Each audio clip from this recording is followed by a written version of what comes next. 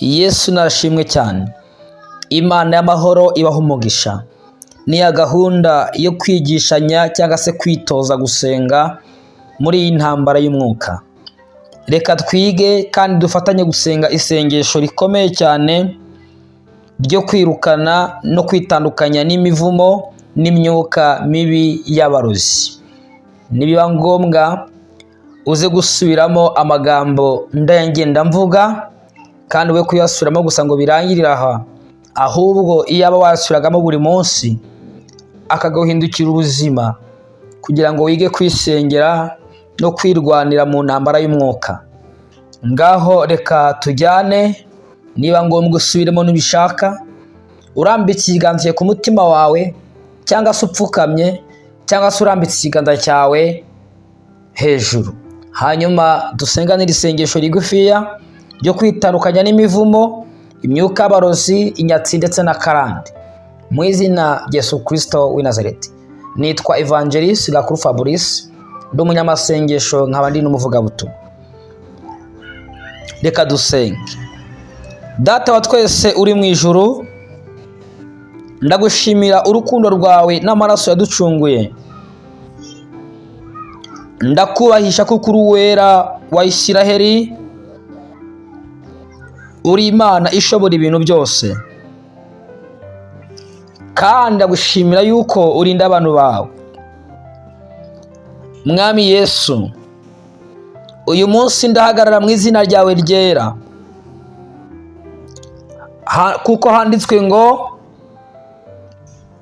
icyo Umwana w'Imana yerekaniwe ni ukumaraho imirimo ya Satani yose no gukandagira imbaraga z'abadayimoni. Urwandiko rwa mbere rwa Yohana 3:8. Uyu munsi ndiyemeje mu izina rya Yesu Kristo w'i Nazareti kwitandukanya n'imivumo yose yo mu miryango, imivumo yo mu buzima inyitambika, imivumo yavuye mu magambo nabwiwe n'abantu,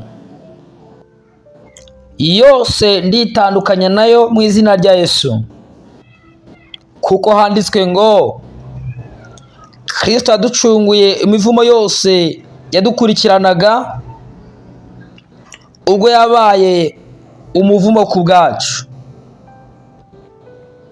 Abagalatiya 3:13. Ndasenya kandi ndavuga ko nta mugozi w'umurozi cyangwa uw'umukozi wa Satani uzagira imbaraga kuri njyewe, kuko nta mivumo izashobora kuganza Abisiraheli, nk'uko ijambo ryawe ribivuga mu Kubara 23:23. Mu izina rya Yesu Kristo w'i Nazareti. Vuga mu Mwami Yesu, ndakumenyesha imyuka yose y'uburozi ngendaho,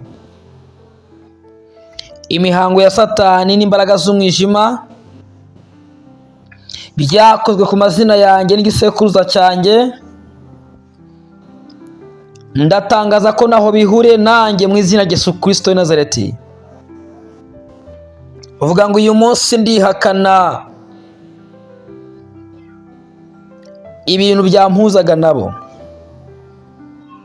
ibyo banyibye, ibyo bakoresha ku gicaniro cyabo byamvuyeho byose, bimwe muri byo ndabirimbuye mu izina rya Yesu Kristo. Ndabitegeka kwaka, mbitegetse gusenyuka no gushya mu izina rya Yesu Kristo.